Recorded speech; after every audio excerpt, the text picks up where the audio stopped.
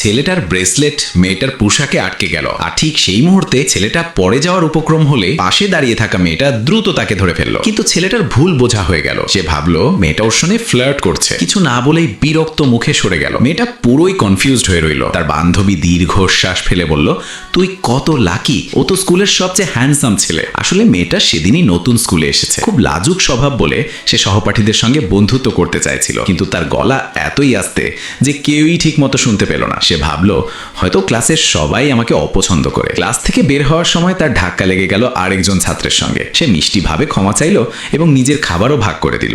এভাবেই মেয়েটার প্রথম বন্ধুত্ব হলো। স্কুলের সবচেয়ে জনপ্রিয় মেয়েটিও তাকে লক্ষ্য করলো। সে এগিয়ে এসে নিজের পরিচয় দিল। একটু কথা বলার পর নতুন মেয়েটিকে নিয়ে বাকিদের সঙ্গে পরিচয় করাতে নিয়ে গেল। এরই মধ্যে আগের ছেলেটার সঙ্গে ব্রেসলেটওয়ালা ঘটনাটি ঘটে। দুপুরে মেয়েটা একটি ক্লাব মিটিং এ গেল।